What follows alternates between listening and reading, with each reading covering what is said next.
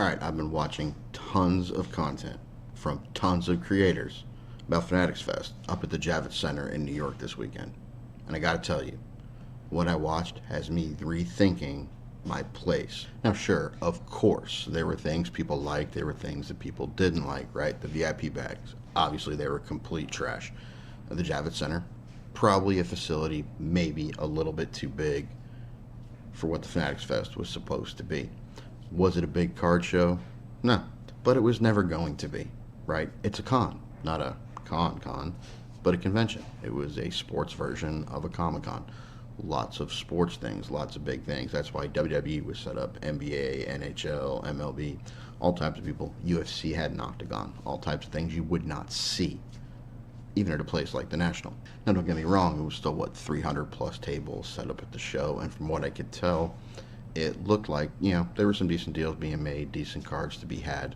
I did notice the buying lines were a lot shorter, but I think that really points to the clientele of Fanatics Fest, vice the clientele of a place like the National or the Dallas Card Show or Chantilly. I think another thing that we learned over the weekend at Fanatics Fest, even though it's still only Sunday, is that this is not competition for Dallas, for Chantilly, or for the National, or Burbank, right? That's not what this is. This is a Comic-Con style sports event, like many of us thought it was going to be, that happens to have a card show inside it. All that being said, so that must not be the issue. So why on earth is Fanatics Fest making me reevaluate my position and my thinking in the sports card hobby? It comes down to what they did.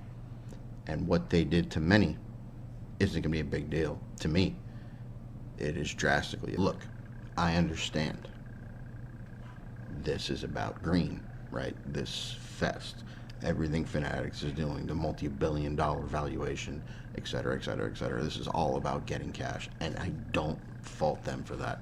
That isn't really the main concern. So I'm not going to sit here and tell you that I think some of these schemed up Big Apple refractor things or the Travis Scott stuff, which, by the way, personally, I think is trash. But hey, y'all want to chase it, go for it, right? It's not any of that. What it comes down to, right, is Fanatics was selling this event as an event for all, as an event for everyone. This is supposed to put a lens on sports and sports cards, right? They're trying to push it to get other people.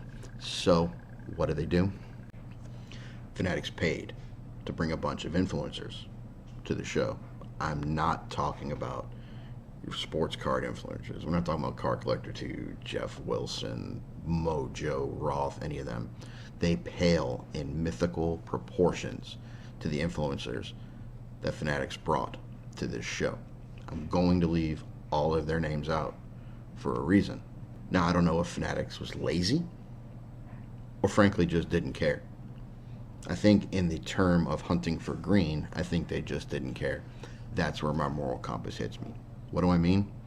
Look, a lot of these influencers that you saw all over the Topps social feeds, all over the Fanatics Fest social feeds, all other social feeds that existed for this event, everywhere you turned and everywhere you look, a large portion, or I don't want to say it that way, there were some of those influencers that have a history of effing over.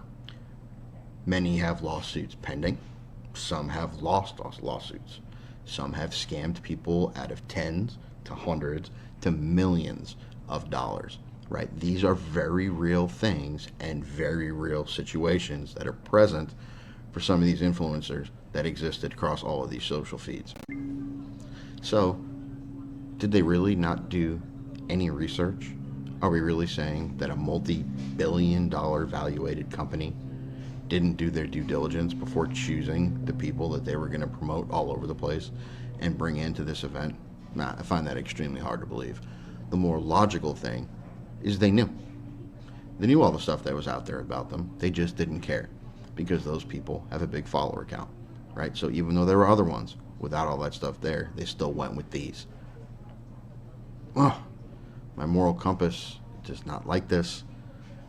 Look, I know the sports card hobby has always been full of scams, greed, people trying to pull stuff over on others. But to me, there is a difference between that, which also I don't condone and don't like, and what I saw this weekend at Fanatics Fest.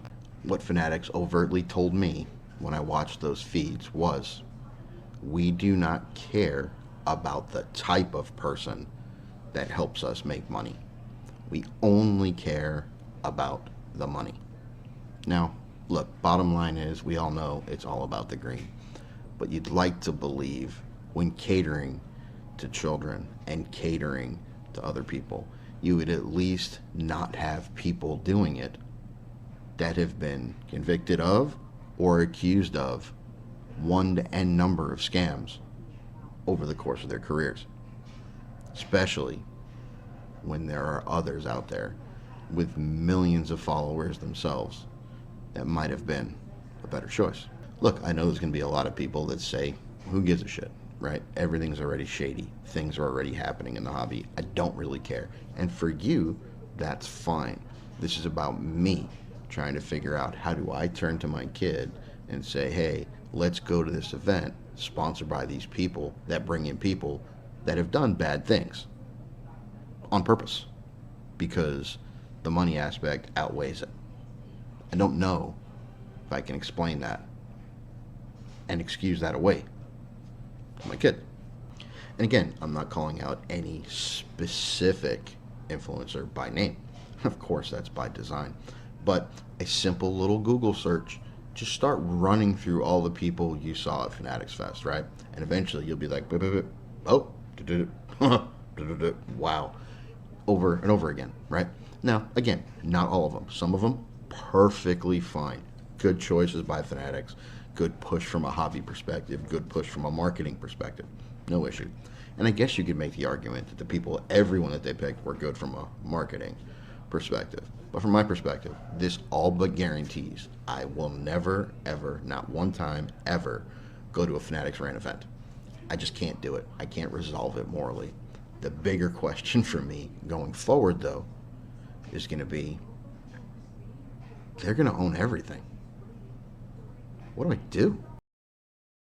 What do you do when you have a moral issue? Me, again, personally, have a moral issue with something a company chose to do, and that company now is about to own damn near everything. How do I continue to participate in the hobby going forward? See what I mean? That's going to make things very interesting. And that's kind of where this video came from. Hey, I know my one not going to Fanatics Fest is going to have 0, or let's play Frozen Fractor, less than 0 impact on Fanatics, right? And that's fine. That's cool. This is more me saying, hey, this is what I saw. This is what I didn't like, and trying to work through what I'm going to do with it.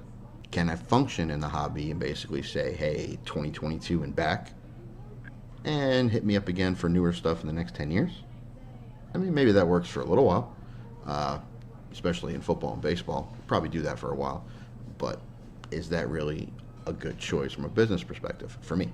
Right now, obviously, I'm an engineer by trade, so I'm not going to have my card shop closed down or my channel demonetized or anything like that, because none of that stuff really matters.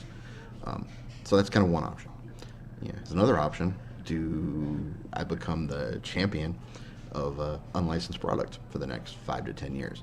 And do I push Leaf farther, Wild Card farther? Do I pay close attention to the stuff Panini's going to do, right? Because Panini's not going anywhere, right? They're going to continue to make things. Do I then hope that companies like Panini and Leaf sign exclusives with athletes the same way Fanatics did to Panini recently, you know, with Wemby and Stroud and stuff like that? And do I go that route? I mean, that's another option. My daughter's big into Pokemon and hockey. Do I just join her for the next 5 or 10 years and head that path and live in the world until they're bought out, maybe live in the world of Upper Deck, you know, and things like that? I don't know. It's an interesting conundrum to try to figure out. And at this moment in time, I don't really have a good answer. And I know there'll be a lot of people in the comments saying, hey, the thing you're so frustrated about is really not a big deal. And you know what? To you, it probably isn't. And you know what? To millions of other people, it probably isn't. But to me, it is. I just don't like what they did. Again, it's either you did it on purpose, which is messed up, or you were so incompetent that you didn't know. Either way, it's a bad look. So play the game with me. Make the assumption that your moral compass is hurting by this, right? What would you do? Or would you just say, you know what? I'm just not going to go to their events. I'm not going to do that type of stuff. But sports cards, I'm still going to do, right? I don't know. I really, really am not ending this video with a, this is my plan. It really is me rethinking what my place is going to be in the sports card hobby over the next 5 or 10 years. I don't have a good answer at this point. I mean, the best answer is probably to hit the pause button for a little while and try to figure out what to do. And again, I'm sure there's going to be lots of people that say this is completely idiotic. And you know what? You're probably right. Right? But we each have parts of us that help us get through our day. And we believe certain things. And we all have certain things or certain lines that we will cross and others that we won't. This feels like a line to me that I shouldn't cross. I don't know. I'll give it some more thought, give it some more thinking. I would love to hear what you guys think. And again, if you're going to leave a comment, take it from the perspective of your moral compass having the same issue, and then kind of try to figure out what to do. Look, if you aren't concerned at all about that and doesn't bother you in the slightest and has no impact on you, that's awesome. Good. Keep rocking out. Keep enjoying the hobby and have a grand old time. Right? There's no wrong in that. I get it. But for me, I don't know. All right, y'all. See you in the next one.